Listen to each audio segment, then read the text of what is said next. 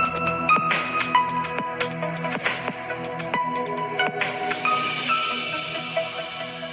Friends, എല്ലാവർക്കും ഒരു പുതിയ വീഡിയോയിലേക്ക് സ്വാഗതം. It's me Akhil Sudheesh and welcome to Akhil Sudheesh world.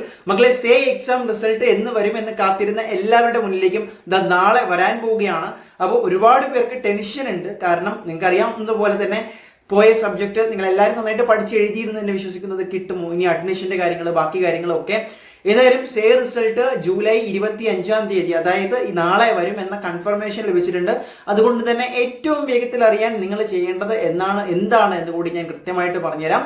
അപ്പോൾ ഇതിനു മുമ്പ് ഇംപ്രൂവ്മെന്റ് റിസൾട്ടുകളും +2 റിസൾട്ടുകളും നിങ്ങൾ ചെക്ക് ചെയ്ത പോലെ തന്നെ നിരവധി വെബ്സൈറ്റുകളിലൂടെ നിങ്ങളുടെ ഈ സേ റിസൾട്ടും അറിയാൻ സാധിക്കും. അപ്പോൾ സേ റിസൾട്ട് ക്ലിയർ ആയാൽ പിന്നീട് അഡ്മിഷൻ റിലേറ്റഡ് ഉള്ള കാര്യങ്ങളാണ് നിങ്ങളുടെ മുന്നിൽ വലിയ കടമ്പയായിട്ട് നിൽക്കുന്നത്.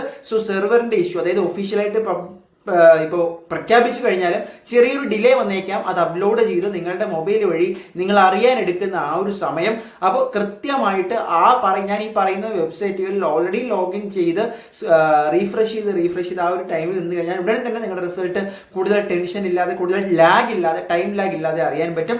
പ്രധാനമായിട്ടും നമ്മുടെ iExams പോർട്ടൽ വഴി നിങ്ങൾക്ക് അറിയാൻ പറ്റും. അതോടൊപ്പം തന്നെ അതിൻ്റെ ആപ്പും ഉണ്ട്. അതുപോലെ തന്നെ സഫലം നമ്മുടെ കേരളം ആപ്പ് വഴിയും നിങ്ങൾക്ക് സാധാരണ +2 സേ റിസൾട്ട് നിങ്ങൾക്ക് അറിയാൻ പറ്റും. ഇംപ്രൂവ്മെന്റ് അല്ലെങ്കിൽ സേ.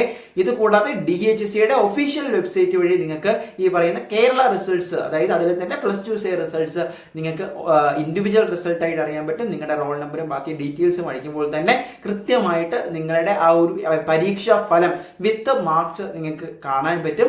അപ്പോൾ സേ ക്ലിയർ ആയാൽ ഉടൻ തന്നെ നിങ്ങൾ അതുകൂടി കാൽക്കുലേറ്റ് ചെയ്തുകൊണ്ട് ടോട്ടൽ +2% എന്തായാലും കണക്കാക്കി വെക്കുക. അതിന്റെ ബേസിലായിരിക്കും പിന്നീട് അഡ്മിഷന്റെ പ്രോബിലിറ്റിയും ബാക്കി ചാൻസസ് ഒക്കെ വരുന്നത്.